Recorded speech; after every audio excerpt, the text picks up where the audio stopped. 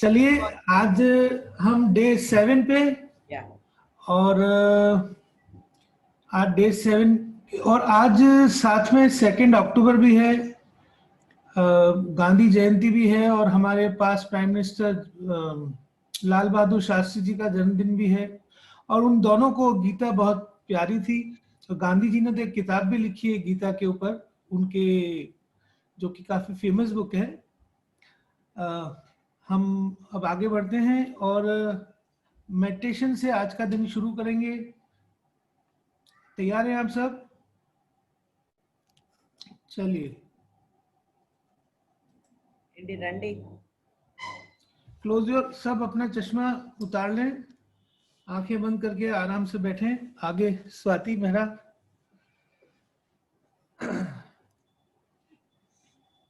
सुप्रभात साथियों। 7 दिन का ये सफर हम सब के लिए बहुत अच्छा रहा।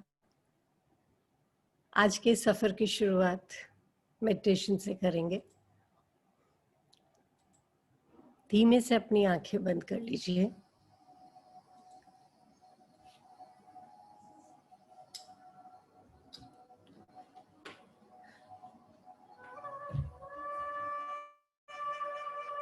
I sit comfortably and relax, closing my eyes if I wish, relaxing all the muscles in and around the eyes. I take another deep breath, relax myself a little more, and observe my breath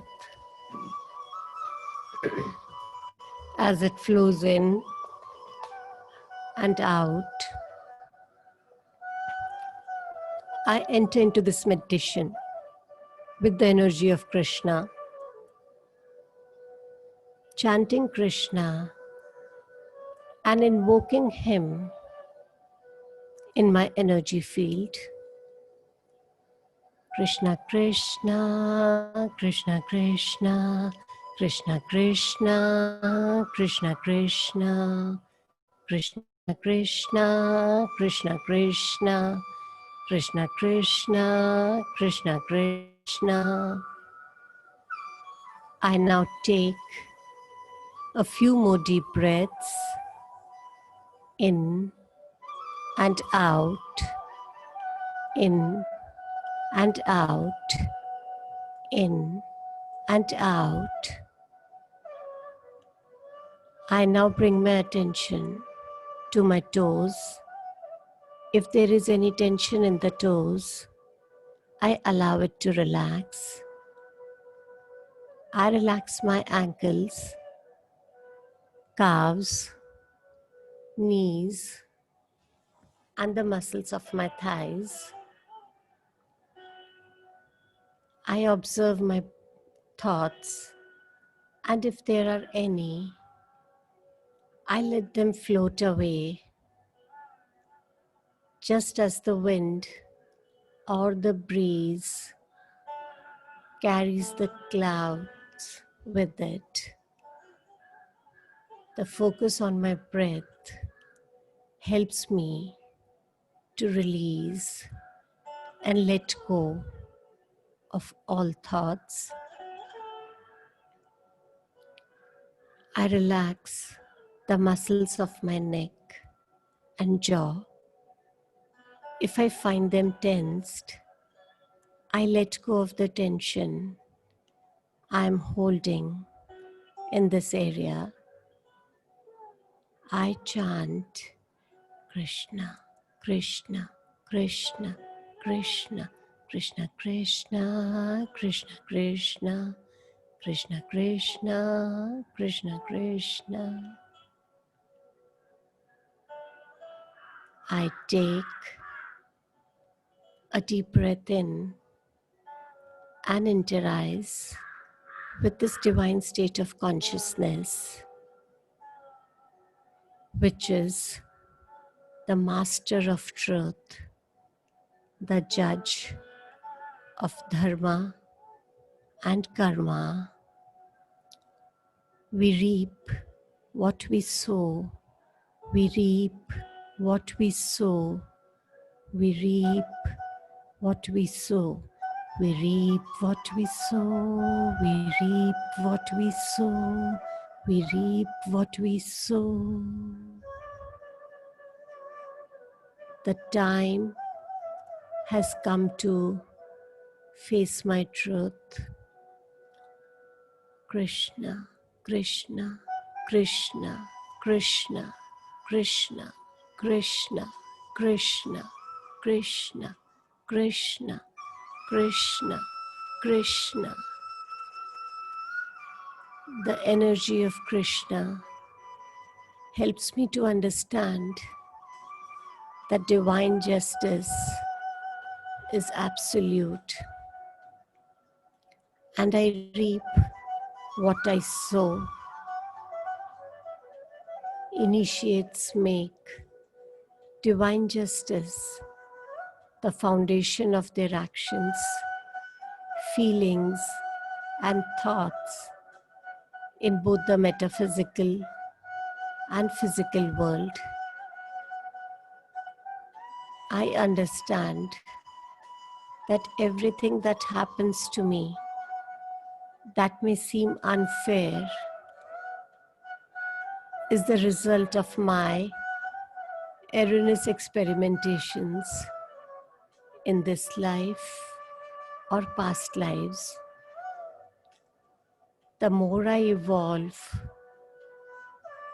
the more my understanding of justice becomes a source of stability, even when the justice system seems inconsistent, corrupted by hidden weaknesses and limitations. I chant Krishna, Krishna, Krishna, Krishna, Krishna, Krishna, Krishna, Krishna, Krishna, Krishna, Krishna, Krishna, Krishna, Krishna, Krishna, Krishna, Krishna, Krishna. Krishna brings to me this understanding that each person evolves in a degree of justice that corresponds to his karmic plan, to his misactions. If I am born into a family where my father or mother didn't or don't behave right, or if I am a victim of my spouse, friend, brother, sister, society, or at work, it is the law of the return. We reap what we sow. I deepen this understanding by chanting Krishna, Krishna, Krishna, Krishna, Krishna, Krishna, Krishna, Krishna, Krishna, Krishna, Krishna, Krishna, Krishna, Krishna, Krishna, Krishna, Krishna.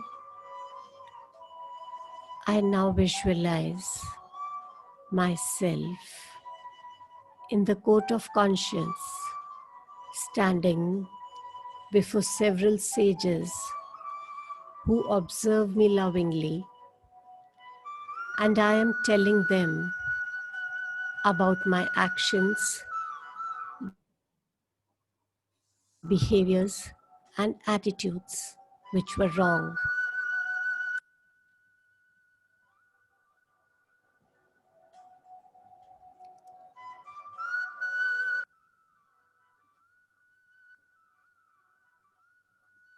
Before them, I also share one or two positive aspects when I was right, I open up completely in honesty and transparency.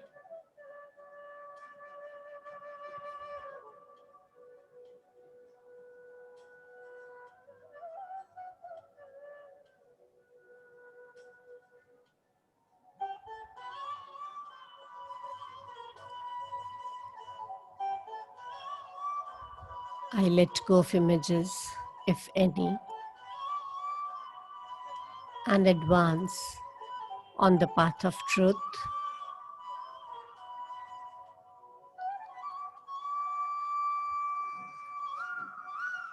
I rub my palms, put them on my eyes.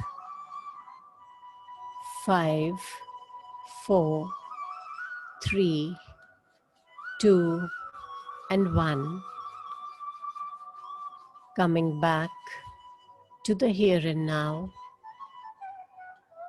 chanting Krishna and stabilizing this energy in my consciousness, in my aura, in my memories.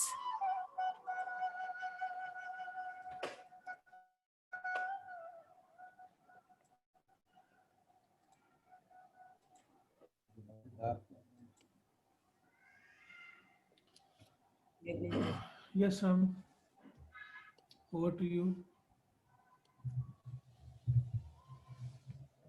Swati, thank you very much for that. Thank you, Ram.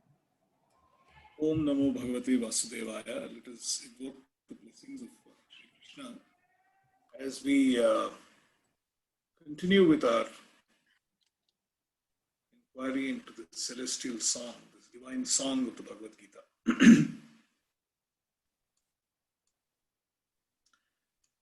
So, Shubhodaya, good morning, Namaskara, warm welcome to everybody. We have done the first 6 chapters of the Bhagavad Gita. If you remember, what is known as the Vishada Yoga of Arjuna. The second chapter was on the path of knowledge, which is Sankhya Yoga. The entire third chapter was about Karma Yoga, where he talks about the reason, the need for you to go and do the action that you're supposed to be doing. Fourth chapter, if you recall, was about the Jnana, Karma, and the Sannyasa Yoga, the Duvida there. What do you need to do? Sannyasa Yoga. And the sixth one was about Dhyana Yoga. And at the end of this chapters is really selfless action. So that was the first 6 chapters. So at the end of the 6th chapter, Krishna tells Arjuna that, look, you must have a lot of faith in me. Okay, and that is the last verse of the last chapter, if you remember, chapter 6:47, when he says, look, have faith in me, Arjuna. Have a complete faith in me, and this is what is going to help you in your life. This next 6 chapters of the Bhagavad Gita is entirely about the very nature of that higher self, that supreme self, that God that is there within each of us. So this particular chapter is about the Jnana and the Vijnana of yoga, and that is what Krishna is going to talk to us all about today. Because, you know, sometimes what happens is that you kind of lose that faith that you have in yourself. You know, it is very possible that you kind of figure out saying that, look, should I really believe? I mean, there were so many questions that came. Is there a God above? Is there something? Is there a supreme being? But then at some point of time, we need to convince ourselves that yes, there is a, you know, when you're working on the path of what is right, or what you need to do, you will get that kind of support that you require. And all of us, I'm sure, have experienced this, that whenever we are trying to do something interesting in life, whenever we are trying to do something constructive in life, we have been given help from, you know, from sources that are unbelievable. I mean, just to give you a point, some years ago, I decided, you know, when I was the president of the Rotary Club of Bangalore, I decided that we must build a institution, we must build some schools, and we must do some very interesting projects on education. The total cost of that entire thing was 25 lakhs, and I hadn't a naya paisa with me, believe me. And it was just this, that I was sitting down and meditating deeply, and out of the blue, there were two sponsors who came, people who I had no clue existed. And both of them just landed up. One gave me 10 lakhs, the other gave me 15 lakhs, and we could execute that entire project. Now, where does this money come from? I have not approached these people. I know them very vaguely. They know me very vaguely. I have not talked to them about the project. And it is just this deep faith that was there in me, saying that, look, is it possible for me to execute this particular project? I want to do something which is good in life. Can you turn around and can you help me, O Lord? And it was the answer to that prayer. Okay, two people who are mere acquaintances just landed up. And I'm sure that all of us in our life have so many experiences like this, whether it is a project that we're doing for Roundtable, whether it is our business that we're doing, whether it is our family that we're doing, we get the most unexpected help. So where does that help come from? Obviously, that help is coming from somebody somewhere who is wanting to help us, because we have that faith. We are reaching out and we're saying, help me. So we pick up this particular chapter with verse 1 and verse 2. Shri, will you help me with that, please? Verse 1.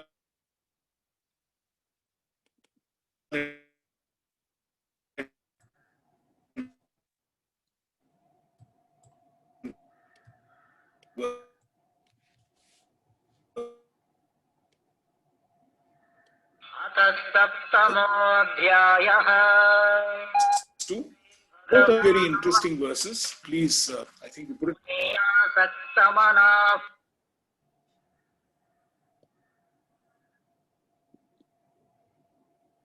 Shri, you need to go to verse 1 first.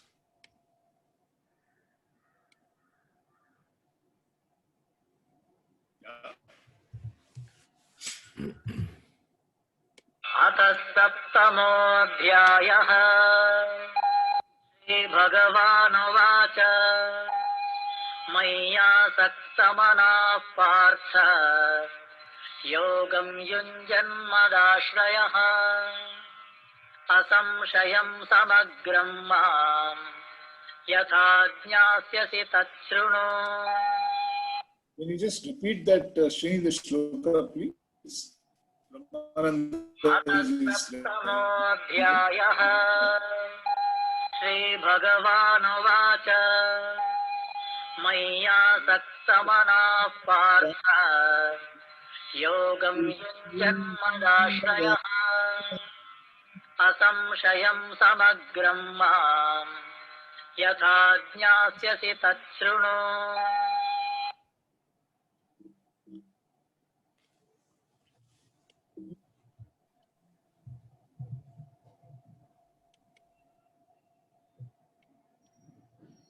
Two also, Shri.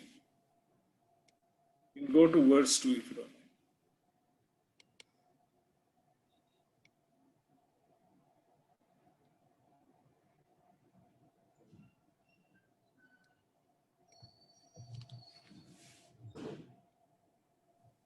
ज्ञानं तेऽहं सविज्ञानम् इदं वक्ष्याम्यशेषतः यज्ञात्वा नेह भूयोऽन्यत् ज्ञातव्यमवशिष्यते. You can keep the slides on, Shrini, and go to 1, because I'd like Anurag to read 1 and 2 together.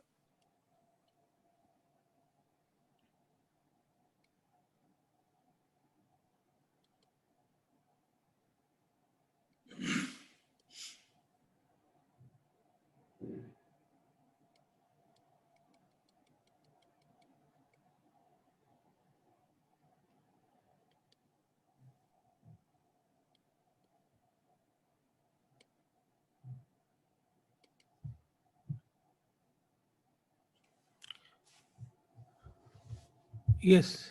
Anurag, will you read verse हाँ 1? जी. I think we're having some trouble with this slide. हाँ जी.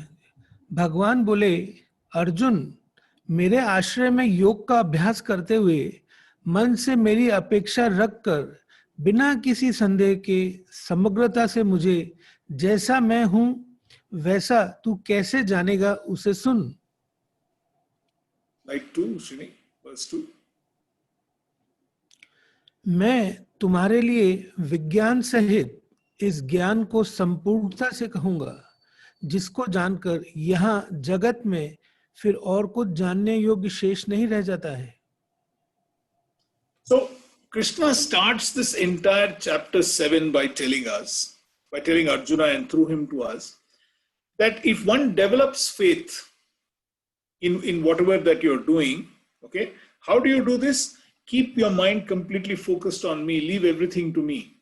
Keep your mind, me in our context of today is your higher self, is your inner self.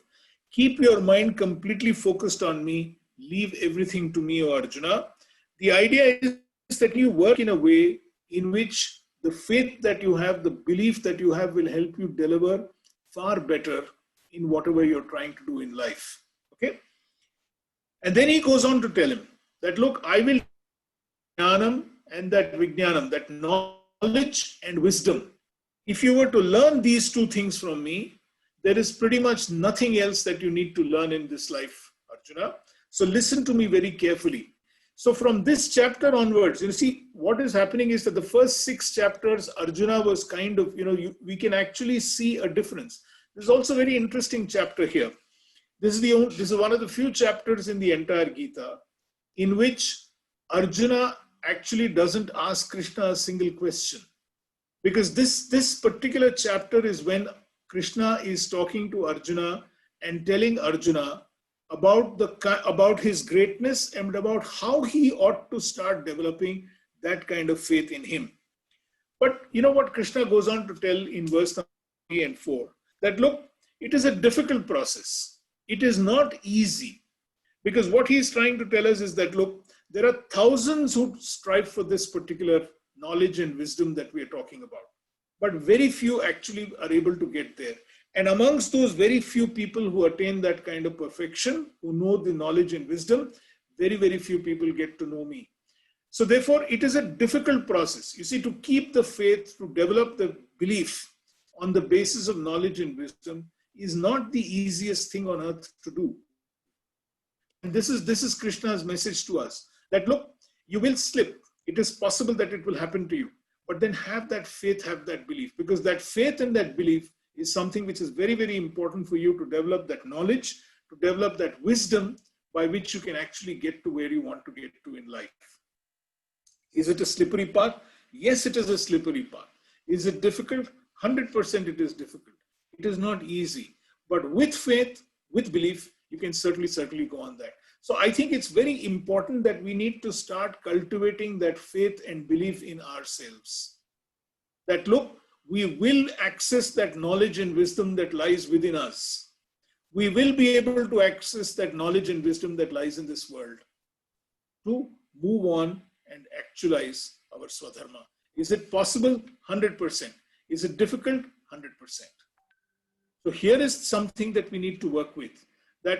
That faith is important, that belief. So it always starts with that faith and belief that yes, I can do it. And when you do that, then you can start moving on to that knowledge and that wisdom that you require. And therefore, he keeps telling us this, that look, while it is difficult, it is not impossible. But then you need to develop that faith and belief in yourself that yes, I can go and I can achieve whatever I'm going to want to achieve in my life. And he moves on to verse number 4, okay, where he talks about something very interesting. How do you actually start recognizing the manifestations of the Lord? And from now onwards, he gets into describing to Arjuna all the different ways in which you can physically recognize this higher being on earth and how you can start figuring out how to work with that. So Shini, if we can just go there, please, to verse number 4, the next one.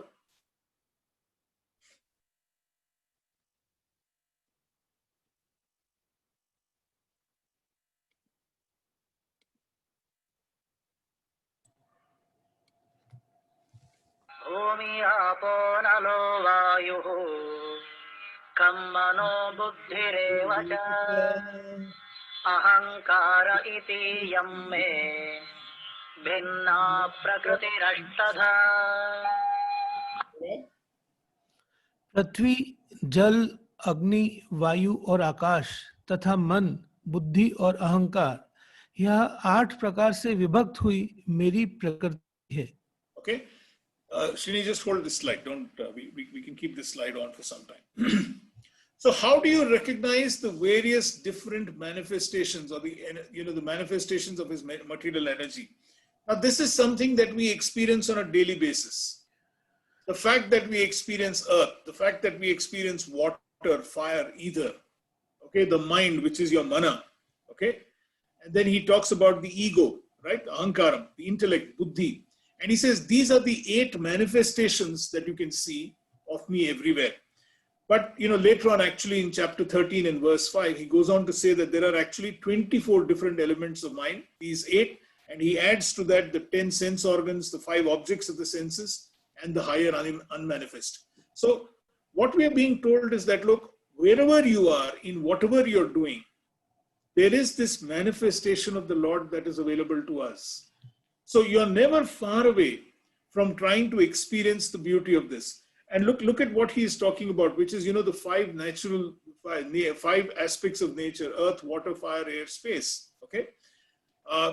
Each of these has a certain learning and a lesson for us. Each of these enables us in a particular way. And in each of these, there is a certain way in which we get. Look at what earth does. Earth is what nourishes us. It helps us grow the food that we want. Water is what nourishes the earth, and therefore it helps the earth grow whatever it wants. The fire that he refers to, it is the fire of wisdom that is always giving us this hope that we can move up. Air is what is all around us, and space is the antariksh that is there right on top. All of these are extremely important. He then says that very clearly, that while what we have listed here is of my lower nature, but there is a much higher nature that I have, which is your inner self, Arjuna. Start recognizing that inner self of yours.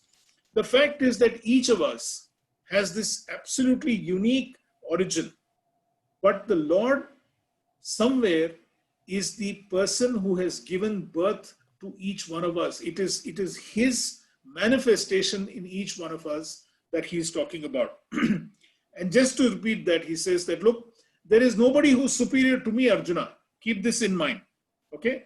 And therefore align yourself in whatever you're doing to me, and remember that these manifestations of mind that you're seeing, these 8 manifestations of mind that you're seeing, are me. And these are things that you're experiencing on a day-to-day basis. So Arjuna, start believing in me and developing this particular faith in me, because then you are going to be achieving what you want to achieve in life. So here is a very important lesson for all of us, that when we are doing what we want to do in our life, keep this in mind, ladies and gentlemen, that when we do this with that faith, so you need to develop that faith in yourself, in your inner self. There is absolutely no harm in looking at it and saying, I have this faith, I have this belief in that much, much higher self, which is a God that I'd like to call. Perfectly all right. But start developing that faith that there is something, that there is a supremacy of the Lord, and that we are people who can actually go about achieving that particular aspect of the God. From here onwards, we go into something which is very, very interesting. So naturally, there is a question that comes up saying, okay, if this is so, how can we actually start seeing the Lord everywhere? I mean, this is interesting, right? Where are all the manifestations of the Lord that we can see? And from verse 8 to 11, Krishna describes to Arjuna saying, look, in each of these, look at me, look at yourself. So what we'll do is that we will do verse 8, 9, and 10 right now. And then we'll get into an inquiry on as to how these things make sense. Yes,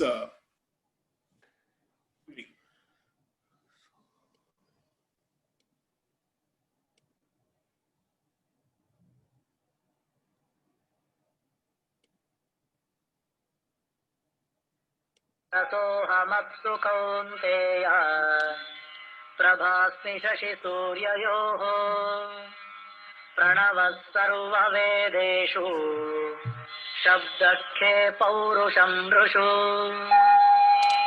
Wonderful, Anurag. Okay. हे कुंती नंदन, जलों का रस में, चंद्रमा और सूर्य में प्रभा, प्रकाश मैं हूँ, संपूर्ण वेदों में प्रणव, ओंकार मैं हूँ, आकाश में शब्द और मनुष्यों में पुरुषार्थ मैं हूँ. Okay, the next one, Shri.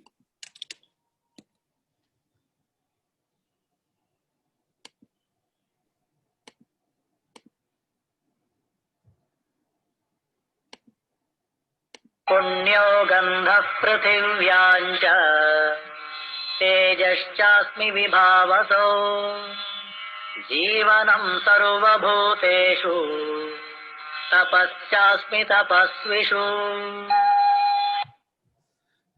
पृथ्वी में मैं पवित्र गंध सुगंध हूँ और अग्नि में तेज हूँ तथा संपूर्ण प्राणियों में जीवन हूँ, तपस्वियों में तप मैं हूँ.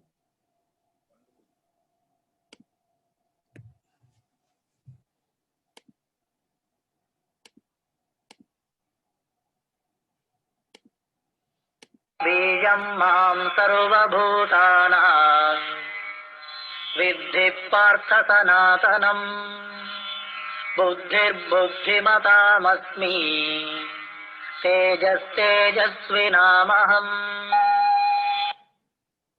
हे पार्थ, संपूर्ण प्राणियों का सनातन बीज कारण मुझे जान, मैं बुद्धिमानों की बुद्धि और तेजस्वियों का तेज हूँ. All right. Very nice. Thank you, Shini. So how can you actually start seeing the manifestations of the Supreme Being everywhere? And look at the fine points that he's saying. He says, "I am the taste of water." Look at the beauty of this statement. I mean, water is supposed to be odorless, tasteless, etc., etc. Nowadays, thanks to your entire RO system of water, it neither has a smell, it neither has a taste, it neither has anything at all. But then he says, look, I am the taste of water. Okay? There is nothing that is better to slake your thirst than water. And he says, I am the thirst of water. And look at the subtleties that he's going into. So he goes from the gross, which is, he says, look, Bhumi, the earth, the water, the fire, the air, and the space. And from there, he is now getting into some very fine things that we experience on a day-to-day basis. He says, I am the taste of water, Arjuna. Okay? Because there is nothing better than water when you're thirsty in life. There is nothing that quenches your thirst. There is nothing more beautiful than having a glass of water. Then he goes on to say that, look, when you see the moon or the sun, and you see that entire beautiful luster in the moon and the sun, I am that. Okay? Because that is something that you experience everywhere. In the Vedas, the original word, the quintessential first word, which is Om, I am that. Okay? And then he says, I am the sound in ether. Because whatever sound is carried from one part to the other part, I am that particular sound. I am the perfection of nature in men. I am the pure smell of earth. If you all remember the first time it rains and you smell that particular earth, I mean, you know, that feeling is something which is unbelievable. That feeling that you get when you smell that fresh water hitting the earth, and that smell is so invigorating. He says, I am that particular smell that you smell when you smell that the first smell of earth.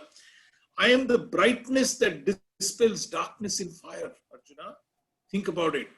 Whenever you light a lamp and there is that brightness that starts and it dispels the darkness outside and within. So when you light that lamp within your life, within your heart, and that darkness in your mind is dispelled, I am that particular brightness that dispels that entire darkness.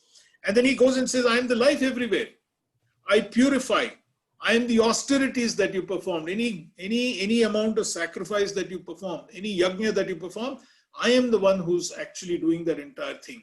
And therefore, when you're performing any activity as a part of the sacrifice that you're doing, I am there in that. And then he goes on to say that I am the seed in all beings. I am the intelligence of the intelligent. So I am the buddhi that you have. Every one of these aspects, he says that, look, Arjuna, this is what I am.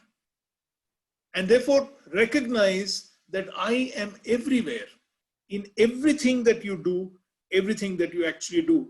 And then he goes on to say, I am the power of the powerful. Okay? Anybody who's powerful, I am the strength of the strong. And I am the person who makes sure that you are free from passion and attachment and desire. I will help you do all of that. Because if you recall, till now, he's been telling Arjuna that, look, it is that passion, it is that desire, it is that anger, it is that greed that will bring you down. But I am that manifestation who makes you free from all of that. And he says, oh Arjuna, look at all these 15 manifestations of mine, that I am in everything that you do. I am there in that. And therefore start having faith and start believing that there is this higher self in you that I manifest myself in. And that is the, look at this entire thing that you see, that whenever you see anything, whenever you experience any aspect in life, start believing that there is a bigger picture in all of this, and not just a small, narrow picture in all of this. And look at the beauty that he's trying to explain to us, the smell of that fresh earth that happens, that fire, that water that we consume every day, the moon, the sun, the strength that we have, the power that we have. Every one of that is a mere manifestation of the Lord, is a mere manifestation of Sri Krishna. And that is the message that he's trying to tell us, that look, all around us we have it. Now the point is that is it possible for us to develop that faith and that belief and start accessing all of these things that are everywhere within us? I'm sure we can.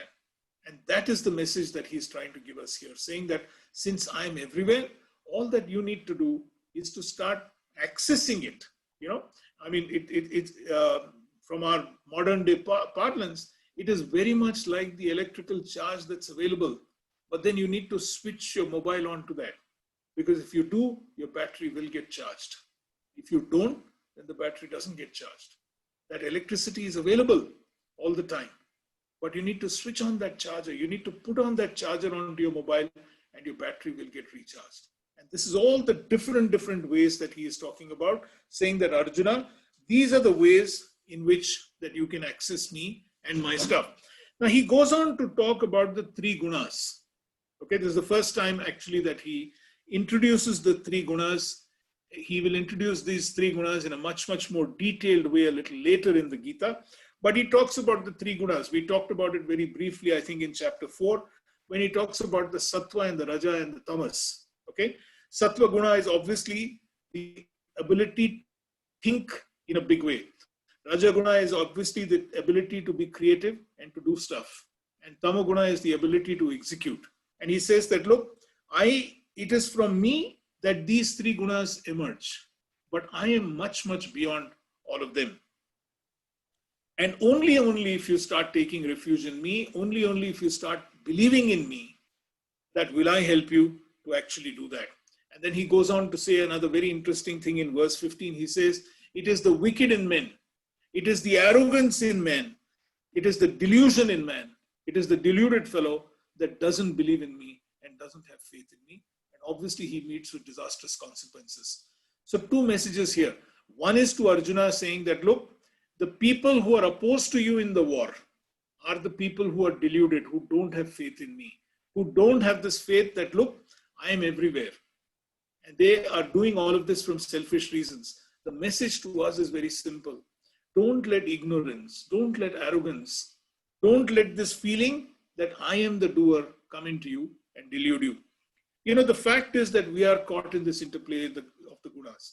In the Bhagavatam, in the Srimad Bhagavatam, there's a very interesting passage in which it is said that at the beginning, the entire world was in equilibrium. But it was only because of the imbalance between the three gunas, the sattva, the rajas, and the tamas, the entire universe, this entire earth manifested itself. And this is something that is told to us right there in that beautiful book, which is the Srimad Bhagavatam.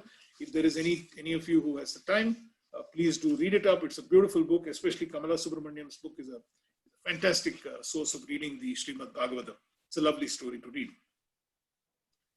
So then he goes on to elucidate that, look, if this is me and this is what I can do, what are the kind of people who approach me? Who are the kind of people who approach me with devotion? And therefore, Srini, with your help, we'll get into that on verse number 16. We'll pick up the thread there. On verse number 16.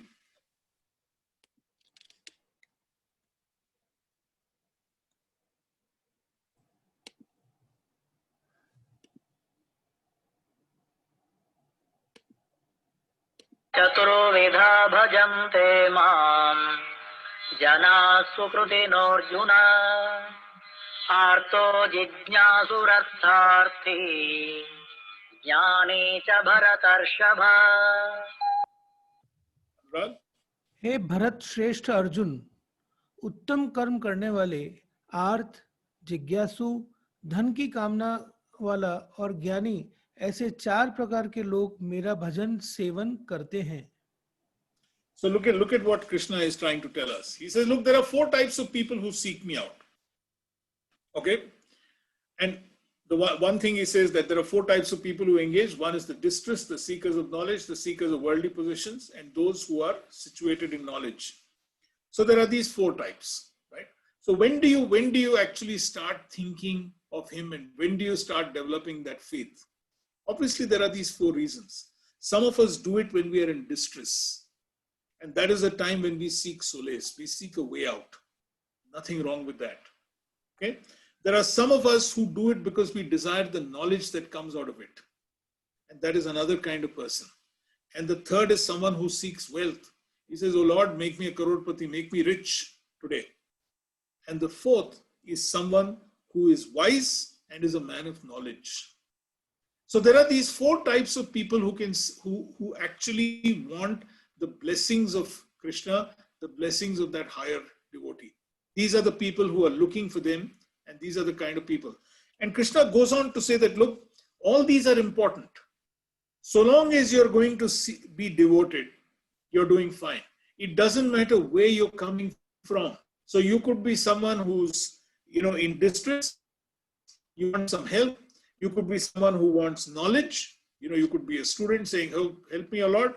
You could be someone who's seeking a lot of wealth, or you could be someone who's a very, very knowledgeable Jnani person. You could be any one of these. But he says very clearly that, look, while all these 4 are important to me in my life, all these 4 are important, the person who's a man of wisdom is obviously someone who's extremely dear to me.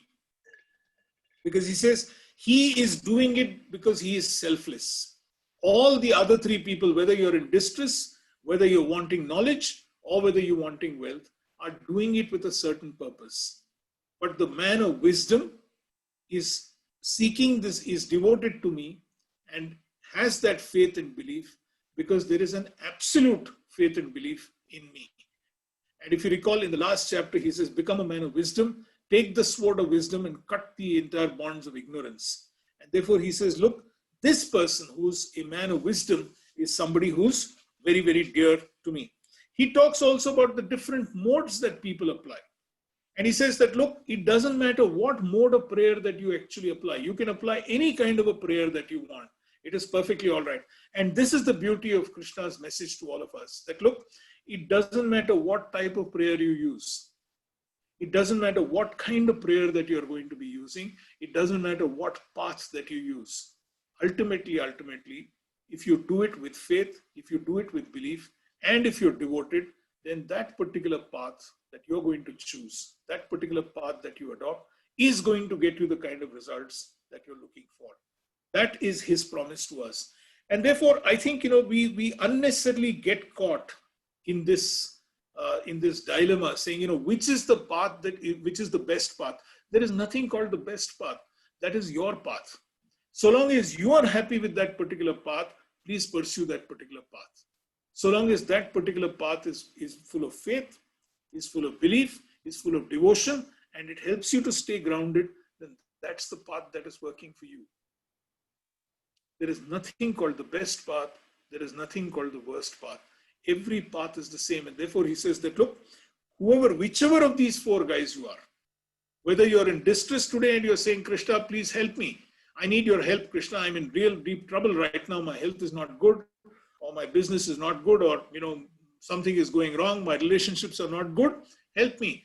Perfectly all right. Now you choose the path that will help you develop that faith and belief in yourself. If you're someone who's seeking knowledge, great. I want to be the best person in this world. I want to be the best speaker in this world. I want to be the best coach in the world. Great. Go ahead and do it. And choose a path that makes you enhance your belief and faith in yourself. If you want wealth, fair enough. Okay.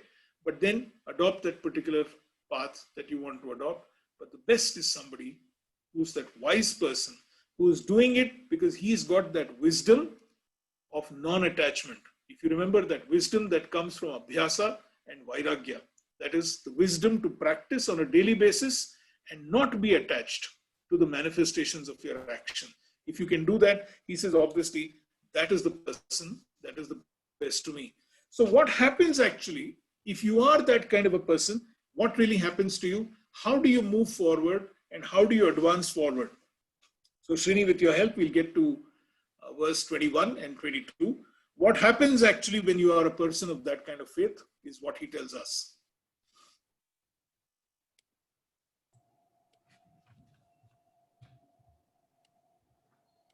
यो यां यां तनुं भक्तः श्रद्धयार्चितुमिच्छति तस्य तस्याचलां श्रद्धा तामेव विदधाम्यहम्। जो भक्त जिस जिस देवता के रूप को श्रद्धा से पूजना चाहता है, उस भक्त की मैं उसी देवता के प्रति श्रद्धा को स्थिर करता हूँ.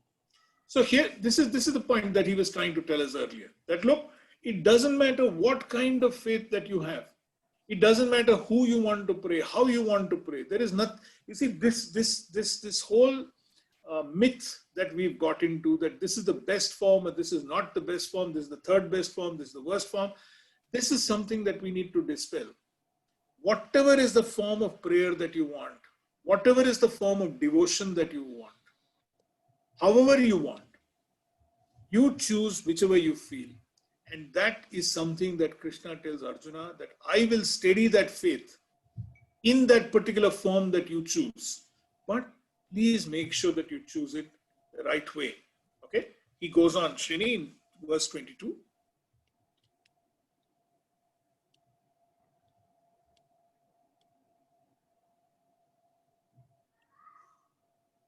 ततया श्रद्धया युक्तः तस्याराधनमीहते लभते च ततः कामान् मयैव विहितां हिताम्। वह भक्त उस श्रद्धा से युक्त होकर उस देवता का पूजन करता है और उससे मेरे द्वारा विधान किए हुए इच्छित भोगों को निस्संदेह प्राप्त करता है. So Srini, we'll just keep this slide on. So what is he trying to tell us now? He says that, look, faith begets faith. The faith that you have, will help you achieve whatever you so desire in this world. And that fulfillment is going to be granted to you. That's what he mentions in the earlier verse. And in this verse, he's telling us the same thing. It is that faith that will help you achieve whatever that you want to achieve in life. But you must have that faith in the Lord. Because if you have that particular faith in the Lord, there is quite simply nothing that you will not be able to achieve. And therefore, he's saying this, that whatever mode of worship that you have, and this is the whole point of faith. This is the whole point of belief.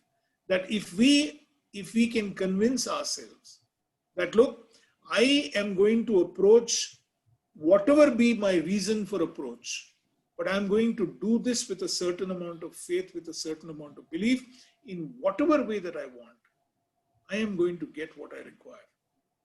And that's the whole point of this particular thing, that look, we need to develop it. So if your faith is of a limited variety,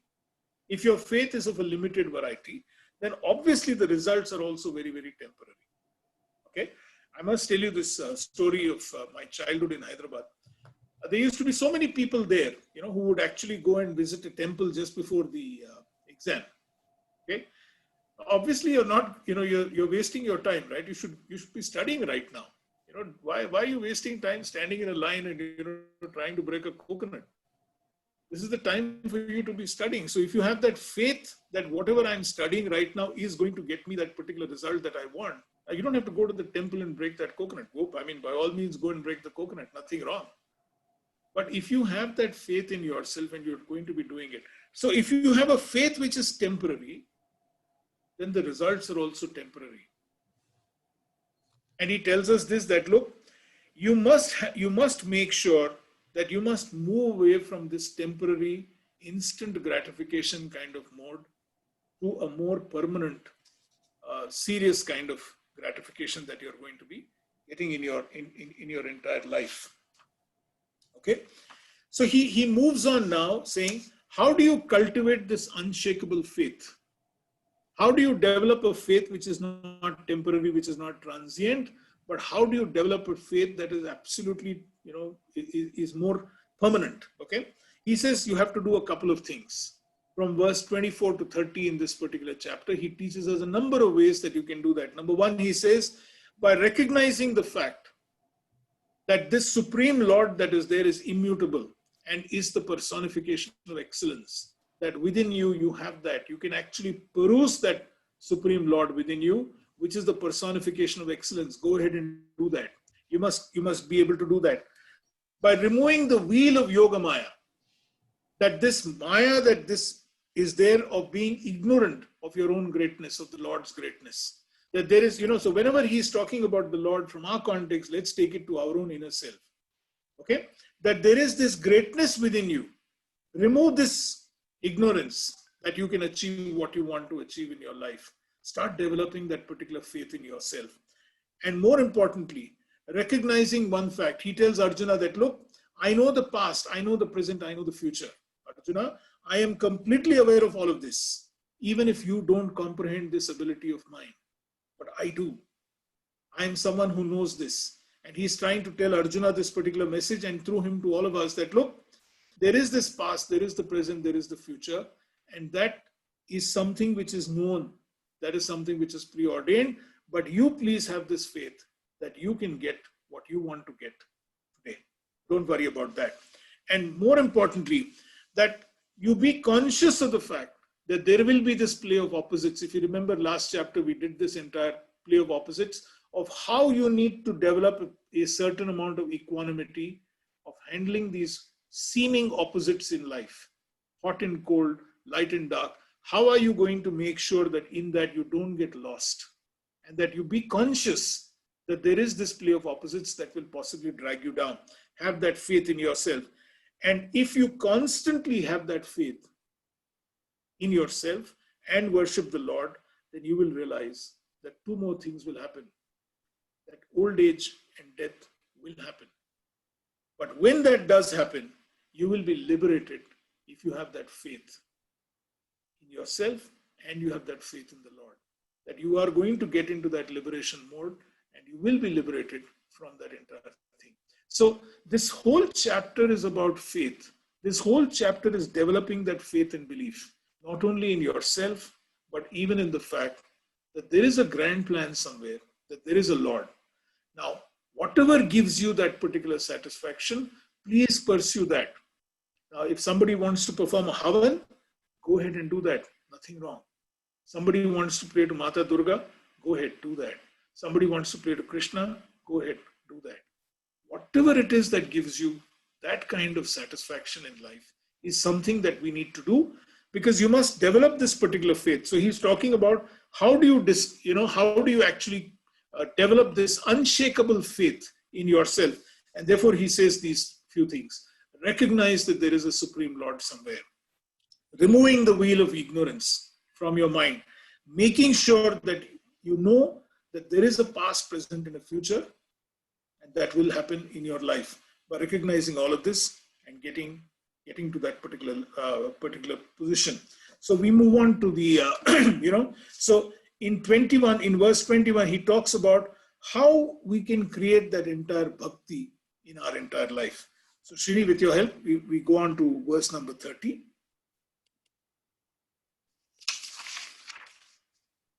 Okay. Yeah.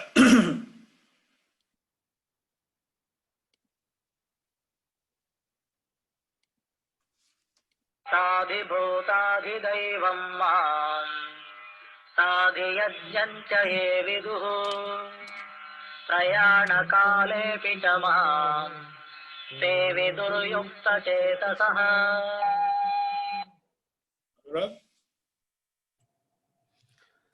जो मनुष्य अधिभूत, अधिदेव और अधियज्ञ के सहित मुझे जानते हैं, वे युक्त चेता मनुष्य अंत काल में भी चित्त को मुझसे जुड़े हुए मुझे ही प्राप्त होते हैं। Let's hold this slide for some time. So he introduces us to three very interesting concepts. The first concept is that of the Adibhuta. Okay, Adibhuta, which is the field of matter. We just went through it: earth, fire, etc. And this is something that concerns human beings, which concerns all beings, not human beings, which concerns all beings, whether it is of the animal kind, the plant kind, or the human kind. The second is that he introduces us to this whole concept called Adidaiva, which is what concerns the gods. And the third, he talks about Adi Yajna, which is what concerns all the sacrifices as in the kind of actions that we are supposed to do. So he's very clearly, he mentions that, look, if all these, a combination of these three things, okay, the Adi Bhuta, the Adi Daiva, and the Adi Yajna is something that will help us move forward in our life. And this is something that Krishna tells Arjuna that, look, this is what will help you create that belief in yourself, Arjuna. Remember that there is a great grand plan in life. So the message from this chapter to all of us is this, that very simply, let us believe, let us start developing that faith and belief in us. Let us develop that bhakti feeling in us, that it is possible for us to achieve what we want to achieve in our life. But that faith, that belief is something which is very important that we need to work on and that we need to develop. There are so many times in life that we give up, that we don't, we have a very temporary faith. And this is something, that people like Srini will call soda water enthusiasm, which is you're very, very enthusiastic in the beginning, but slowly but certainly that entire enthusiasm dies out. And the reason why that happens is because of this, that faith, that belief is not unshakable. So start, and this is the message of Krishna to all of us, saying to Arjuna and through him to all of us, that develop this faith in the Lord, and there is quite simply nothing that you can't achieve. So here is a quick recap of this entire chapter. The first is the importance of aligning yourself in life with your purpose and removing all doubts, the jnana and the vijnana that you require in terms of working on that higher purpose in your life. He of course says it's a difficult process. It is not easy. And he says you will struggle in this area. But if you were to do it, then you will start figuring out how you can. And then he exposes us to the 8 divisions of his nature: earth, water, fire, air, ether, the mind, the ego, and the intellect. And he says it is these 8 things that will help us get to what we want to get to. And then he talks about the fact that there are different ways in which you can experience God. He those beautiful things when he says, I am the taste of water, I am the smell of earth, I am the light in the fire, I am the heat in the fire that dispels the moon, the luster of the moon and the sun. All of this is what I am. And finally he says, it doesn't matter. You need to figure out how to get out of this sattva, rajas, tamas chakra that we are all in. And then finally he says that, look, there are so many types of people who approach me, but it doesn't matter. So long as your faith is not temporary, so long as your faith is more permanent, you can achieve what you want to achieve in life. And then he talks about how faith actually begets faith. And he says, finally, Arjuna, believe in me that even at the time of your death, even if at the time when you're passing on in life, if you have that faith in me, you can do it. Now here, the importance of bringing death here is this, that you must have this faith constantly with you. Even at the time, at any point of time, you must have that faith with you. Even at that time, when you are moving on from this world, if you have that faith, you will certainly achieve whatever you want to achieve in life. So that is the kind of unshakable faith that you must have in the manifestations of the Lord and the kind of thing that you can do to achieve your Swadharma. So with this, we close chapter 7, and we're open to any questions. And as I said, from now onwards, it is about the manifestations of the Lord. It is about divinity from here onwards, and how we can bring this into our day-to-day lives is is what we will now go through from chapter 7 to chapter 12. So with this, I open it up to any observations, questions, thoughts, whatever that we'd like to do. Like we said yesterday, we'll also try and get in more voices from today onwards. Anybody who wants to speak can just unmute themselves and speak. Ram, please unmute yourself. Okay? Thank you.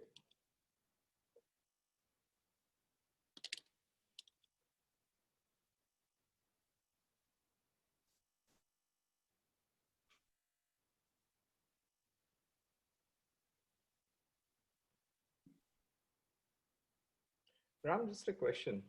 Please. So many times, everything including devotion, faith, actually becomes a matter of practice and not with deep consciousness.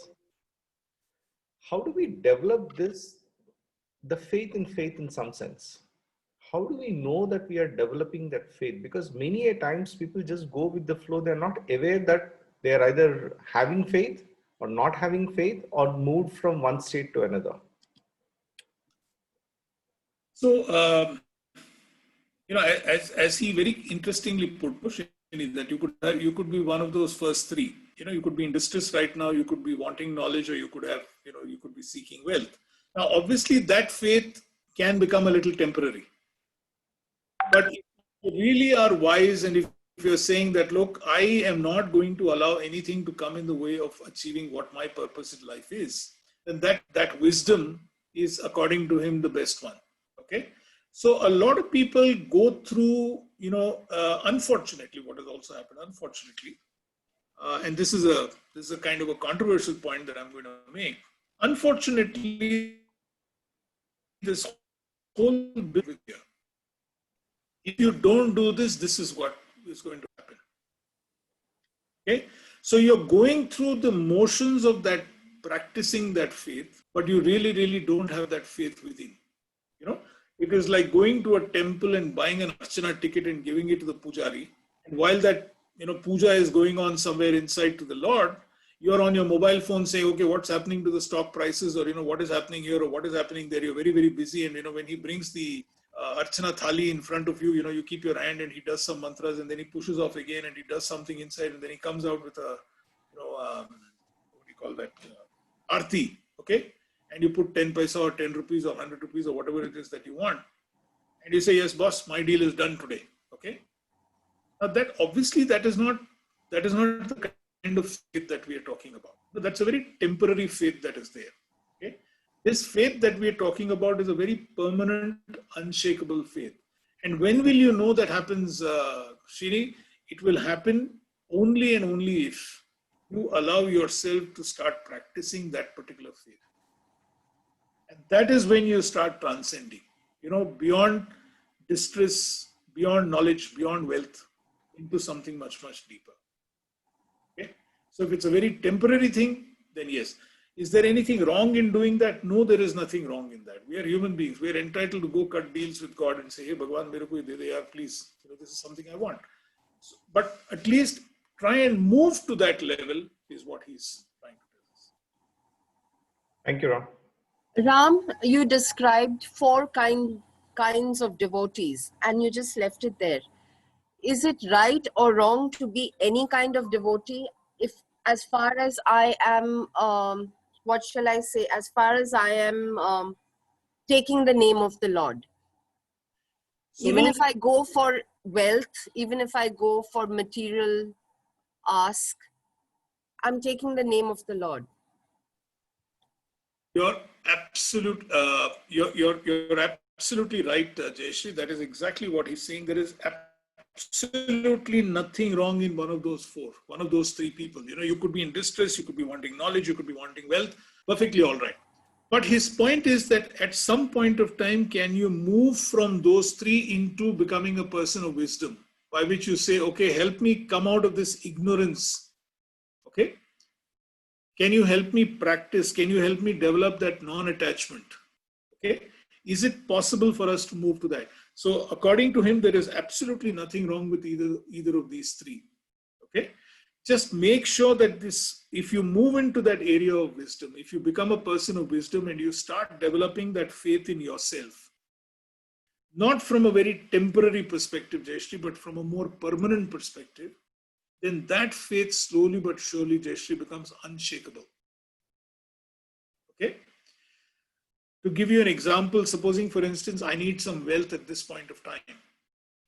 And my faith is that, look, get me that 1 crore, a lot. Give me that deal with that 1 crore deal right now. Okay? And my faith is only about that 1 crore deal.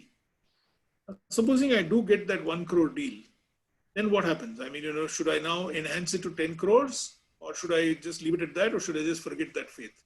Or supposing that 1 crore doesn't happen and I get only 10 lakhs. Now, do I drop out of that faith completely and say, yeah, ye to bakwas hai, nothing is going to work here? Okay? So that is the temporary nature. But then if you can move it into that higher plane, okay, that give me the wisdom to cut through the ignorance that will bind me down. If I can move it into that, then that faith becomes unshakable. That faith becomes more permanent. That's his point, Jayashree. Ram, the moment there is something attached to a need or a want that is attached to your faith, then does it remain a faith? So long as you are going to approach, you have that's what he says, no, Raji? That look, you could have this particular need or want right now, and your faith is coming from there. No harm, please.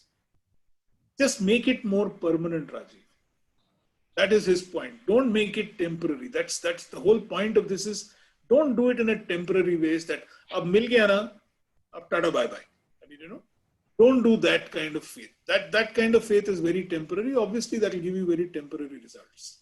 Okay, like even if you have this faith and belief in yourself, Raji, let's direct that faith and belief into your own ability, your own self. That faith and belief in yourself has to be more permanent. No? So I want something right now. I have achieved it. Okay. That is my need. That is my want. My need is whatever is my need or my want. And that I have that faith. I've developed that faith or belief that I will achieve what I want. And I've done it. Now what? I need to now move it to a higher plane. I need to now go into a higher issue. I need to now take it into a different dimension. And that is the important thing, Raji. Okay. So there is nothing wrong to have a need or a want and to attach, that faith or belief in yourself that you will achieve what you want. Perfectly all right. But can you, after a point, start moving that into a higher plane, make it more permanent? Okay? And that's the whole beauty of this point, that look, while you may start with something which is very temporary, you may start with something which is very transient. Can you graduate and move on to something more permanent? Okay? Can you graduate and move it into something more higher, like the wisdom to dispel ignorance, like the wisdom not to get deluded by what is happening to you, like the wisdom not to get attached to the manifestations of your actions? Can you move it to that? That is something which you need to work on and move it to that level, Raji. So where you enter, it doesn't matter. Perfectly all right, Raji. Okay, you may enter from a very limited perspective. Perfectly all right. A young student may enter and say, hey, Bhagwan, kisi bhi tarah mere ko pass kara de yaar. Perfectly all right. Okay. But can that young student move from there into a more permanent thing, saying, can you help me develop, can you help me dip into that wisdom that I have to cut these bonds of ignorance that were holding me down? Can you move into that? That is his quest, Raji. So where you come from, perfectly all right. Who you pray, perfectly all right. How you pray, perfectly all right. Okay. So long as it is going to help you get into that path of faith. That's the beauty of his message to us.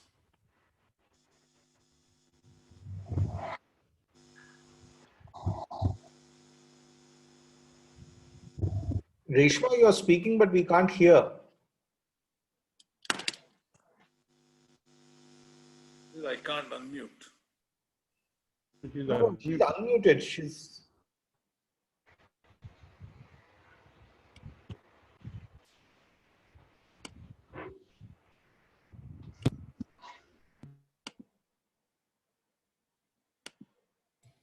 Please unmute yourself and you can speak now. Reshma, we can't hear you.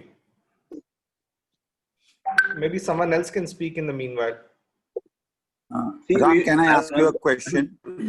I was getting the message that only the host can unmute everyone. No, that was the problem. I changed the setting. Yeah, Ravish, go ahead, Ravish. Okay, Ram, I needed a clarification. In Shloka 16, you said 4 types of approach.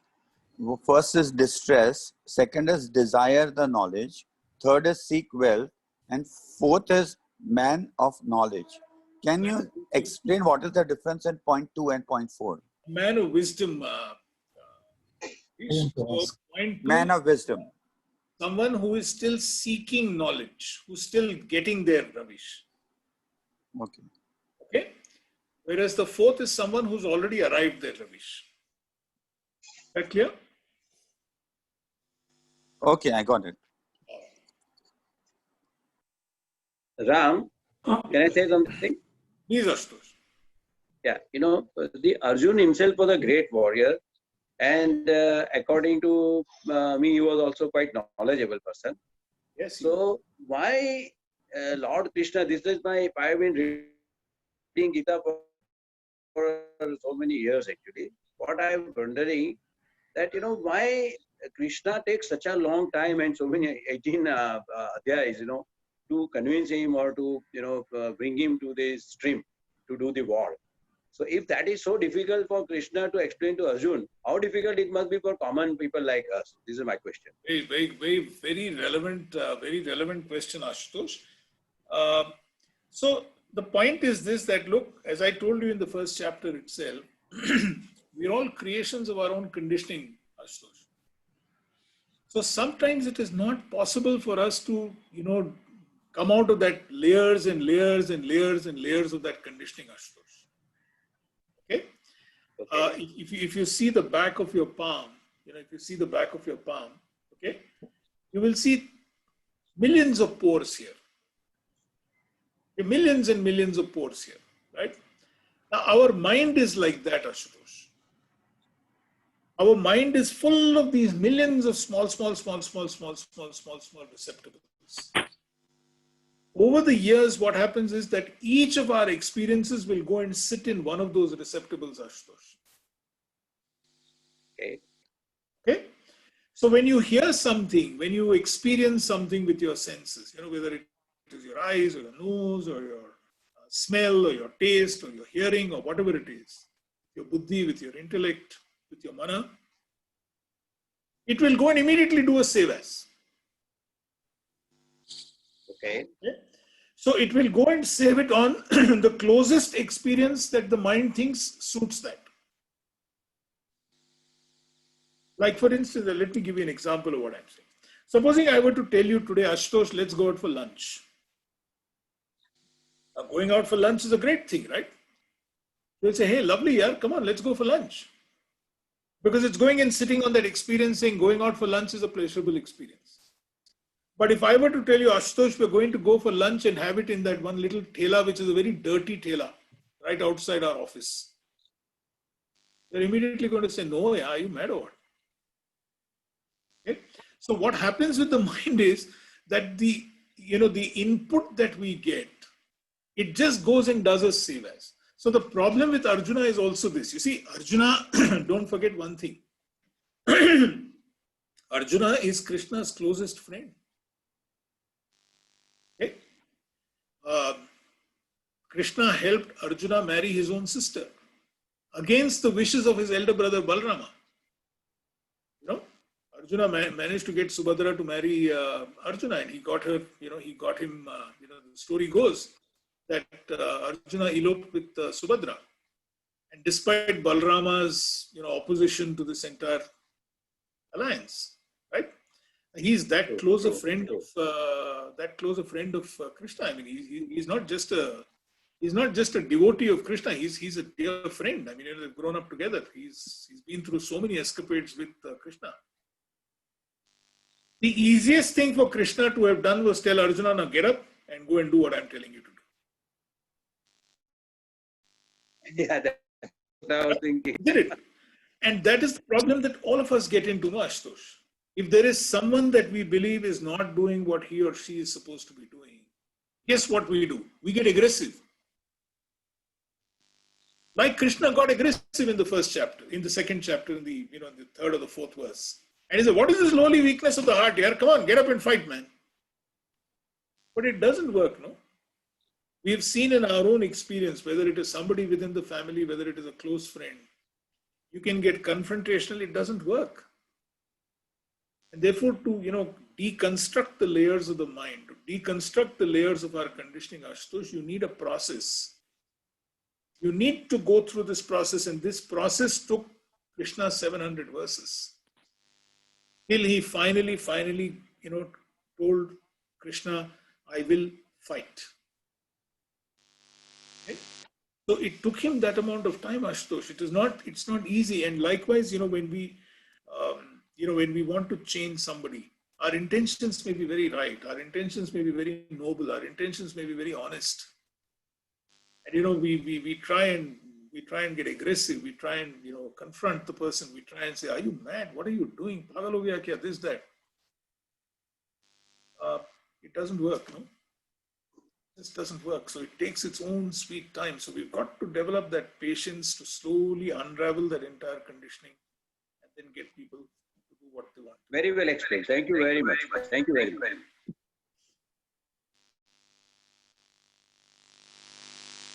Ram, can I add to it?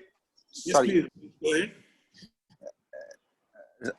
Ram, it's like, self-realization. That's why Krishna took so many, that he himself should realize what he is doing, and he should have faith, and then only he can take it up and fight to his best ability.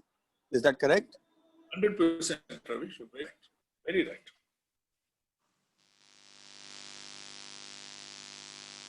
Ram, here one thing that I'm not saying it's bothering me, but is a thought that when he says, have deep and complete faith in me, is he also trying to say that you have deep and complete faith in yourself and then you'll achieve everything? Like there is this very famous line that goes, खुद ही को कर बुलंद इतना कि हर तकदीर लिखने से पहले खुदा खुद पूछे कि तेरी रजा क्या है? Is it something of that type, or is that what is being? Yeah. So Rahul,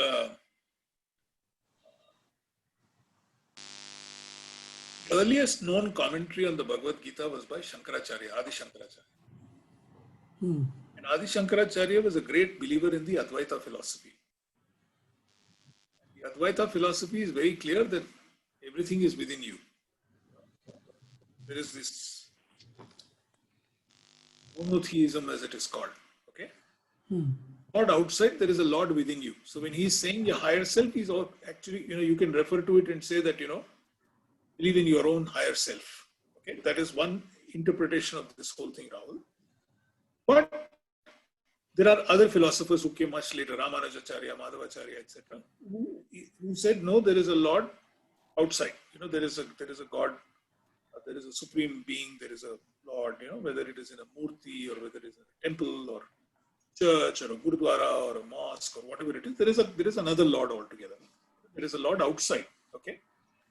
So it's entirely up to us to figure out which makes sense. But to me, I think what makes sense is this, that you must develop this faith in yourself. Okay? And while developing this faith in yourself, that's why he says, that the man of wisdom is somebody who's very dear to me. So who is this man of wisdom? The man of wisdom is someone who has developed this ability to cut through the ignorance that will delude him. So he is a realized soul. Okay? He is an Uttam Purush. So obviously this man of wisdom has understood that there are things that will come in the way of me and my ultimate Swadharma in terms of me and what I want to achieve in my life. That is a man of wisdom. Okay? So where does this man of wisdom develop that entire belief? That he develops that belief in his own self. So let us look at it from that perspective, Rahul. Okay? But if you do, there is nothing wrong in believing that there is a Lord somewhere and there is a Lord who resides in a temple, or who resides in an idol, or who resides in a gurdwara, or who resides in a church. Perfectly all right. I mean, you know, that is, there's nothing wrong.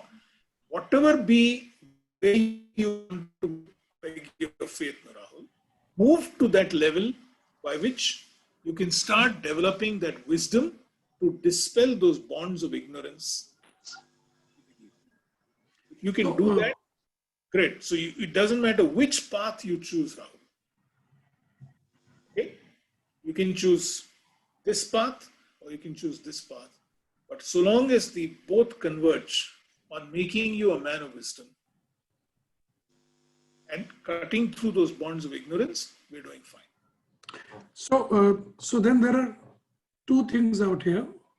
One is, like you said, that I have immense faith that I'm going to do something. And like you gave your own example, that I meditated and suddenly I got the 25 lakhs. I thought about it, I had faith, it will happen. It will happen. For example, there are several times I'm rushing to the hospital and my wife asks, will we get parking? And I say, oh, jaake dekhenge. And you land and you find a parking space. That is one part of the faith. The other is when you come into the real world and there is this knowledge matrix. I know, I don't know, I know, I don't know, I don't know, I don't know. Now, how do you put it in that matrix that I don't know or I don't know, I don't know? How do you get out of that? How do you start on that? So if you look at that entire matrix now, Rahul, it's I know, I know. I know, I don't know, I don't know, I know, and I don't know, I don't know. Right? It's these four aspects of the matrix that you're getting into.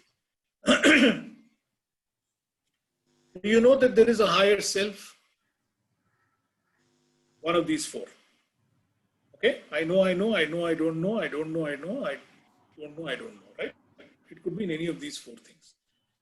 But is there an inner self within you who can motivate you? Can we start moving from I don't know at this point of time to at least I don't know, I know? And then from there, can you start moving into I know, I know? Okay? So this is a process, no, Rahul, even that knowledge matrix that you're talking about is a process. You need to move from one state to the other state. So can you start developing that faith and belief in your own ability, your own wisdom? Okay. If in the process of doing that, you get solace or you feel happy in a particular kind of worship or a particular kind of path, be my guest, Rahul. It's perfectly all right. But so long as you get to that, I know, okay? I know that there is this innate potential in me, and I know that potential can be actualized. I think we're doing fine. You know, we need to ultimately get to that quadrant of I know. Okay? So which means to start this process of moving from one quadrant to the other, you should have the ability to realize which quadrant you are in at that particular, and that now, right? You should have that ability to realize in the now I am in this quadrant. That's why he says, no, in the last chapter, go seek help, yeah. Okay? Go seek help. That's why in the last chapter, he very clearly tells Arjuna, go and meet somebody who knows this. Go seek help. There's nothing wrong. I keep telling people, if you are ever in a state of a duvida, seek help. Asking for help is a sign of strength, Rahul. Absolutely. Asking for help is not a sign of weakness. Unfortunately, all our conditioning revolves around what? You don't even know this. Okay? And that is why so many of us clam up. We don't open our mouths. We don't ask. Because our instant reaction, what are you saying, Rahul Nankolia? After spending so many years in the corporate world, you don't even know this much? Who gave you that job in the Mahindras, Rahul? And the fear of that reaction makes us say, yeah, keep your mouth shut. No, it is better to look like a wise fool than to be recognized as a fool who's not wise. Okay?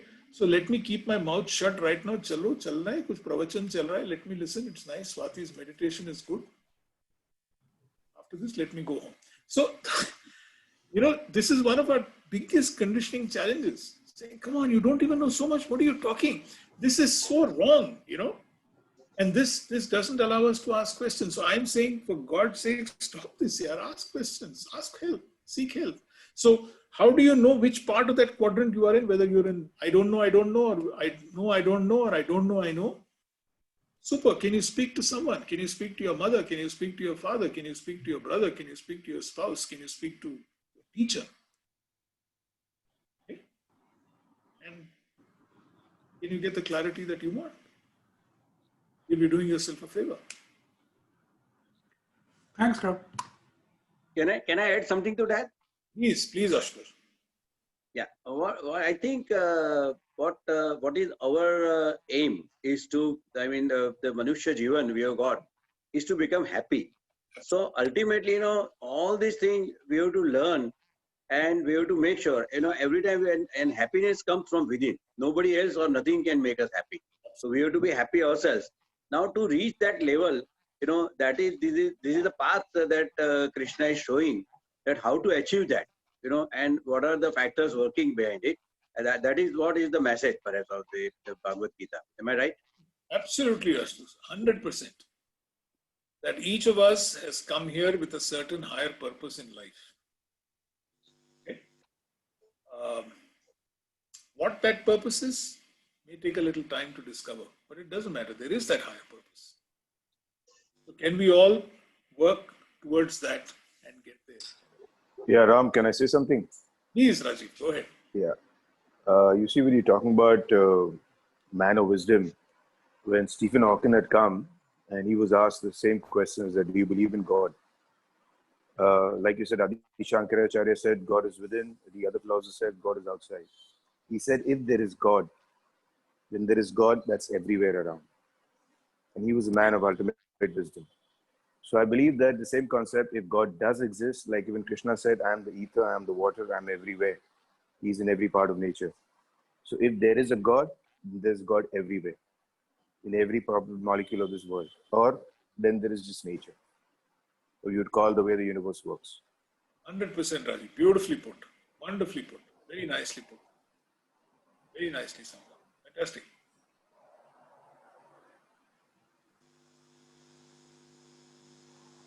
Right. Any other observations, questions, thoughts? Yeah, Vikrant, go ahead. Ram, you were talking about liberation in when you are describing the text. So what exactly does liberation means? So, Vikrant, it is to get liberated, one explanation of liberation is that, when you pass on from this world and you move on into the next world, and, it's the liberation of the soul. That is obviously one particular explanation that is there. And, all of us have this innate fear of what will happen to us, what is in store for us, where are we headed, okay? So there is that, obviously there is that thought that, will my soul get liberated, and will I move on into a higher plane in life? Okay, so that is obviously one kind of liberation that we are talking about. But I'd like to believe that this entire issue of liberation is also something about how can you get liberated from these bonds of ignorance, from these chains of ignorance. Is it possible for you to do something by which you can get liberated from that? Okay? Because if you can do that, then I think we're doing fine in life. Okay? So both these explanations are there, that liberation liberation of the soul and therefore moving on. And the second is to be liberated from these, from these chains of ignorance that are binding us in life. Okay? So if you can somehow break those chains, you can somehow get out of those chains and start working on what is going to truly, as Ashutosh said, truly make us happy in life. Because that is your ultimate quest in life, to be happy, And if you also see another thing, Vikrant, to add to what Ashutosh said, or even what Rajiv Mehra said, look what makes you happy.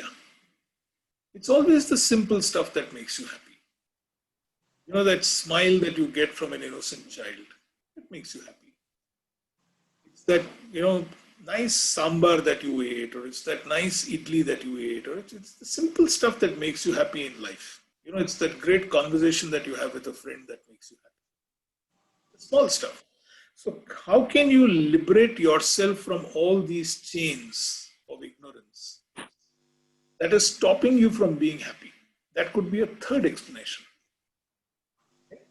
So this whole point of wisdom is that, can you grant me, you know, if you remember, there is this very famous Alcoholics Anonymous prayer, you know, which is the prayer of serenity, as they call it. You know, grant me the wisdom to change what I can change, and grant me the wisdom to accept what I cannot change. You know, this beautiful serenity prayer that is there, and that's so important.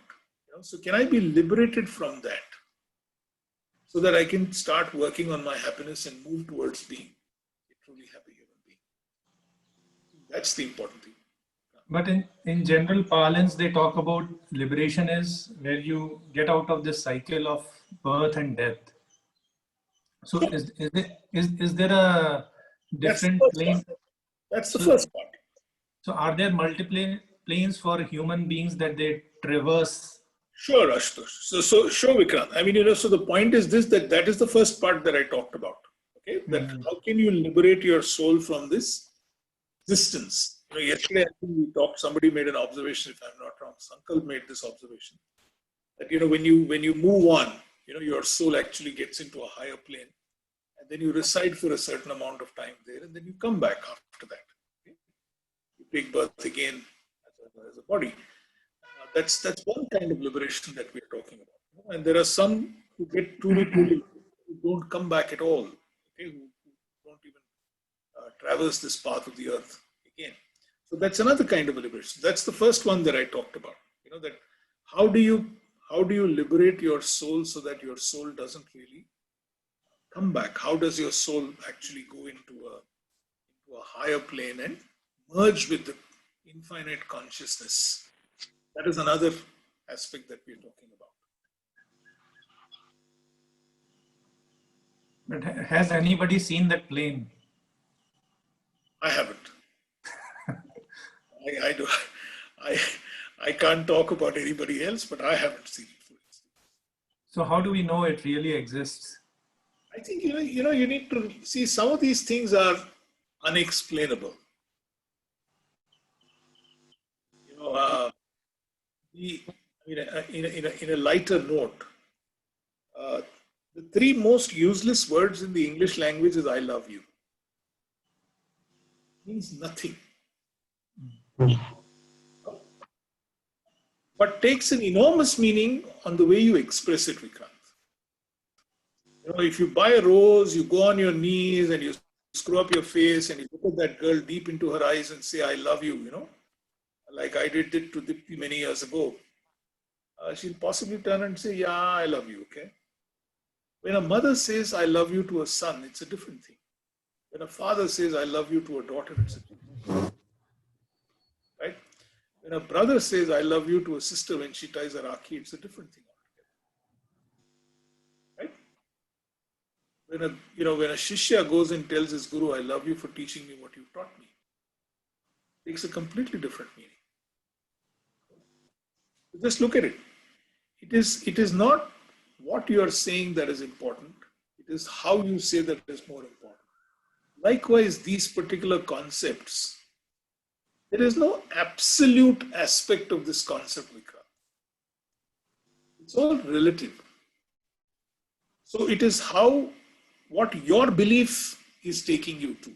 So if you believe that there is a higher plane, if you believe that there is a plane that I can get to and not return back to this earth, then fantastic. That's your individual context, Vikrant. In the first place, the question is, why is earth not heaven? I mean, why do we feel that this is not heaven? People create all kinds of heavens above the sky, and why not earth as a heaven? I think God made earth first and then he made man. And then man from then onwards is trying to figure out how he can make sure that there is a difference between heaven and earth. I have a lot of questions, Ram. Probably I can take you with you offline if you permit. Please write to me. Yeah. From my childhood, I had been having these questions. The very question which has been knocking me from probably decades is, see, this creation is all fine, but what is the purpose of this whole creation? What purpose, I mean, what problem or thing it is trying to solve, this whole existence? Why this whole existence in first place? So why don't you turn it around and do it slightly differently, Vikrant? If you look at this existence, it is a summation of all of us. Each one of us, when you sum it up, it becomes an existence. If you take society, for instance, each of us put together becomes a society. So if we can start figuring out what each of us wants, then you will start getting answers to that. Okay? So there is, you can take this question into a very esoteric kind of a level, saying, what is the purpose of existence? What is the purpose of life? What is the purpose of humanity? What is the purpose of human beings? You can take it there. But if you can break it up into another plane and say, okay, what is my purpose in life here? What do I want to achieve in my life? What do I want to do? Okay? And beyond the three things, which is distress, knowledge, or wealth, is there anything which is much higher that I can work on in my life, work towards in my life? Right? So if each of us can do something in that area, Vikrant, I think we're doing fine. Okay? The summation of all these higher purposes will become the purpose of existence. So obviously, some of these guys will be at these four levels. I mean, look at that answer. As I was telling Anurag and Srini a little earlier, our context of the Gita here is the pursuit of happiness. That is the context that we are doing this entire thing. But when I read the Gita and when I interpret it from different ways, now I'm doing one series on entrepreneurship. The Bhagavad Gita and the learnings on the entrepreneur's journey. Now, the same verses that we are talking about here from a happiness perspective takes a completely different interpretation on the entrepreneur's journey. Okay? Now, so the beauty of this is, now for instance, sometime back we did a series on relationships. Now, the same verse from a relationship perspective takes on a completely different meaning. Are you with me? So, each of these are, I mean, this is really a vast ocean that you can keep dipping into, and believe me, nothing will happen to the level of the ocean. The level of the ocean will keep remaining the same. You can take tanker after tanker after tanker after tanker away from the ocean, but the level of the ocean will not go down. That's the beauty of the Bhagavad Gita. That each time that you approach, for instance, today is Mahatma Gandhi's birthday, and Anurag was talking about it early in the morning. I don't know how far it is true. I'm not too sure, but the story goes that he got exposed to the Gita when he went to read law in England, and since he didn't know Sanskrit, the first book apparently that he read was an English interpretation of the Gita. And then later on, he taught himself Sanskrit. Started reading the Gita. Of course, his famous translation of the Gita into Gujarati, whatever. Okay, but even the Mahatma, his interpretation or his learnings from the Gita and the way he applied that wisdom was in a particular area, in a particular way. It worked for him very well. Of how. I mean, his whole interpretation, this is of course very well documented, it's been written all over, that his whole interpretation of the Gita was that, look, let me do my action without any expectations of the fruits of my action. Let me do this from a purity of purpose. Okay? And that's what he did. That, look, I will not get attached to the fruits of my action. I mean, just imagine if Mahatma Gandhi wanted, he could have become president of India. He could have become prime minister of India. He could have become whatever. He just chose to walk away from it. So everybody's interpretation is interesting and different. Okay? So the purpose of not existence, but if you can dwell into what is the purpose of my existence, I think you'll start seeing a lot more interesting answers, okay, which are there. And ultimately, when we are doing this entire series, one of the things that Anurag, Dipti and I talked about very clearly at that time was that, look, let's try and see if we can get a small roadmap somewhere into implementing what we are learning. You know, not just from an intellectual perspective, saying early in the morning, can we actually take some of these learnings and apply it on our day-to-day life? Can you sit back? Can you do that me time that we talked about yesterday? Okay?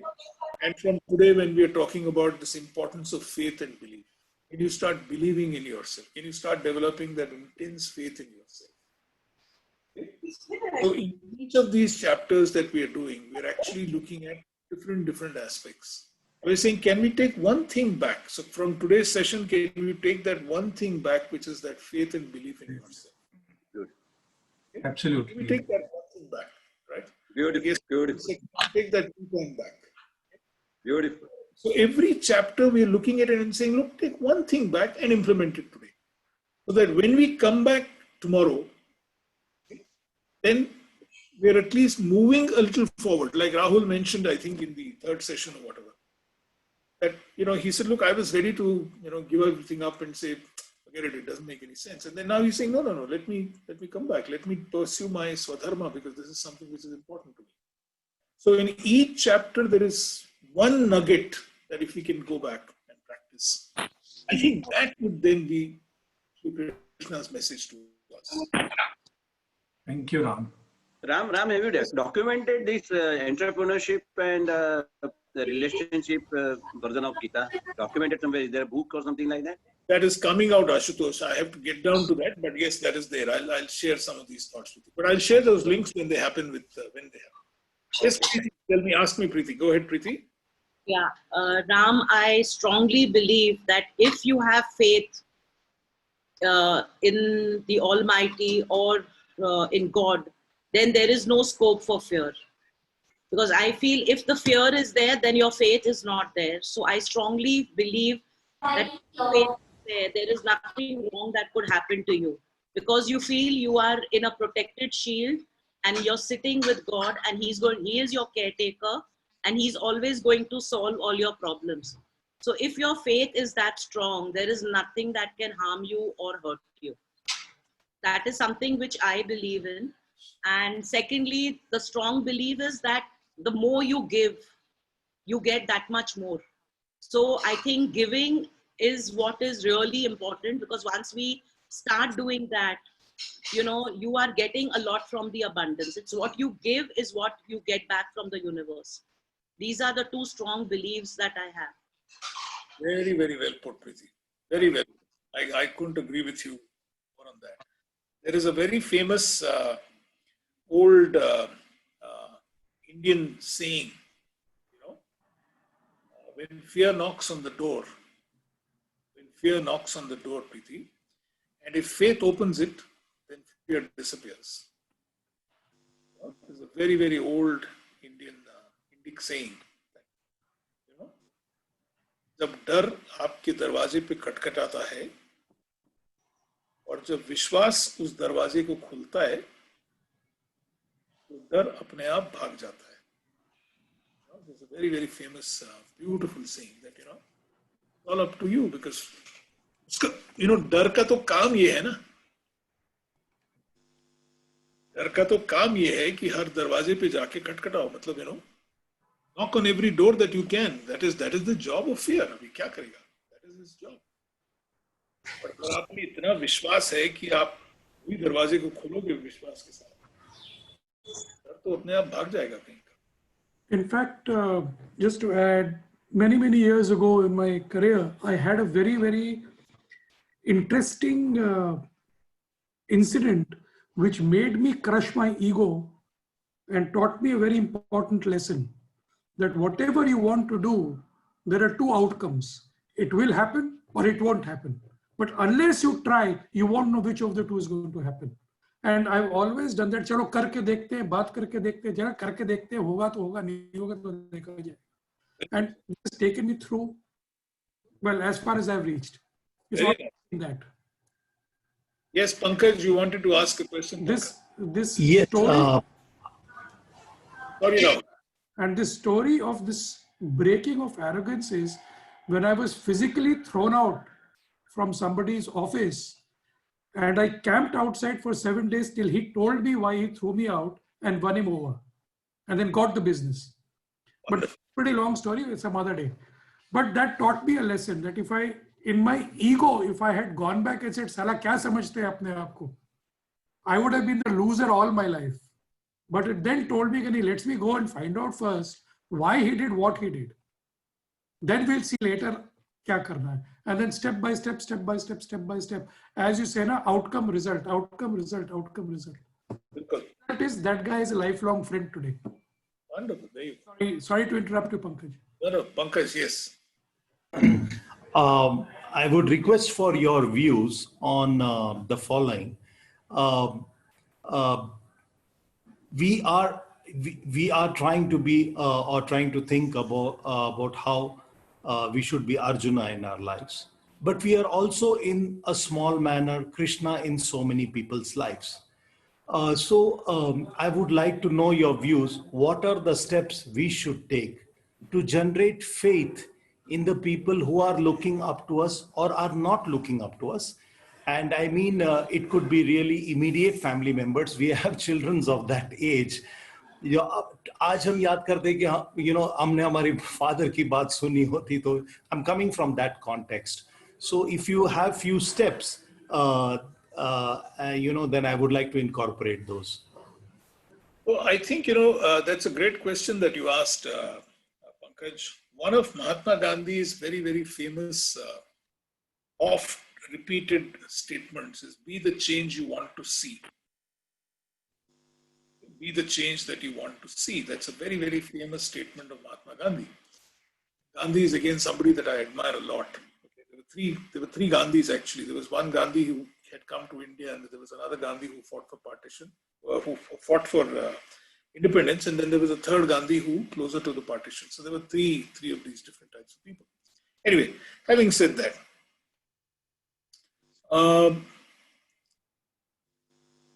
you can't preach, you can't say something and do something else. I think Ravish today sent me a beautiful statement from Mahatma Gandhi, okay? That you can't say something and do something else, especially when you want to inspire, whether it is family or whether you want to inspire your team or you want to inspire people around you, or whatever that you want to do. Now, for instance, you are the next 1 year going to be assuming responsibility of leading this lovely association, the 41s India. So you have to be an example. You have to walk the talk. The problem is we don't walk the talk. I'll give you an interesting example. Some years ago, almost 10, 12 years ago, when I just moved to Bangalore, or no, much more than that. When I just moved to Bangalore, I was invited, Dipti and I were invited to one of the biggest schools in Bangalore to talk to their alumni association. And we both went and we did a talk about, virtues and values and what are the ways to bring children up and things like that. And one guy there asked me a question saying that, look, I want to ask you a question. My son lies a lot. बहुत झूठ बोलता है. So I told him, आप झूठ बोलते हो? He said, sir आपको मालूम है ना धंधा कैसा चलता है? कैसा धंधा करेंगे बगैर झूठ बोले हुए?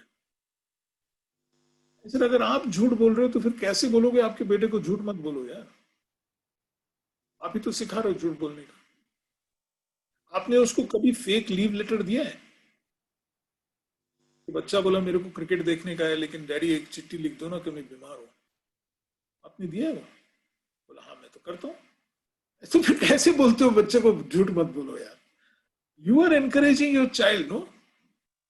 So how are you doing it?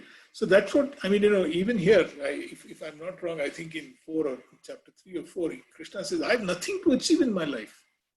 And if I were to give up, this whole existence would give up. So why do I pursue my Swadharma? That I have taken root here to re-establish Dharma. If you remember in the last chapter, he says, yada yada hi dharma se. When he talks about that, he says, look, this is my Swadharma. What have I got to prove? I've got to prove nothing to anybody in life. And yet I have to live my life. I have to do what I need to do. So you can't, Pankaj, you cannot inspire. You don't walk the talk. So if you want to transition from being a great Arjuna,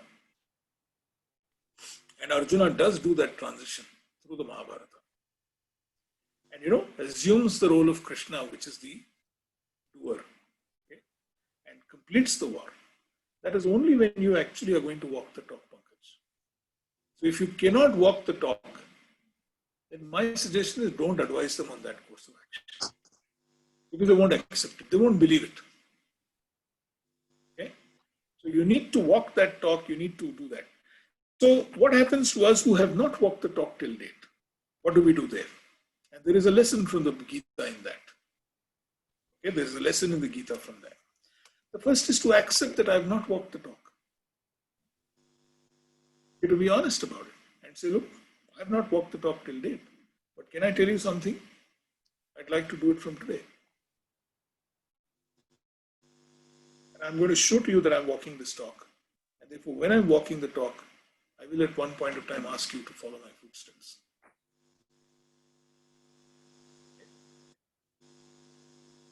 That's the way to do it. No? It's easy to say, but it's difficult to do. Yes, Anurag ji. बस जी मजा आ रहा है. Everyone is enjoying Ram, and now I think we should today we should finish today's session. So tomorrow is another very, very interesting session number 8. Session 8 goes into another inquiry. As I said, this whole thing is about the divinity within the divinity of the Lord. He's trying to explain to Krishna. See, we must also understand that, as I said, Arjuna knows Krishna intensely. Okay? And everybody has told Arjuna that, look, Krishna is Krishna. Krishna is Narayana Bhas. But he has a different relationship with Krishna altogether. So what Krishna is trying to do to Arjuna now is this, that, he has taught him what is selfless action, how to respect the self within. But now he needs to move Arjuna into that zone. I am not just your Sakha Krishna. I am Purushottama. And when I am saying what I am saying, I want you to understand where I am coming from. I am coming from a much, much, much higher plane to you.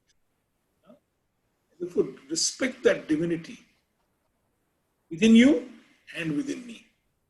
That's why he says in the beginning of this chapter, I've taken many births. I remember the past, the present, and the future. You may have forgotten that.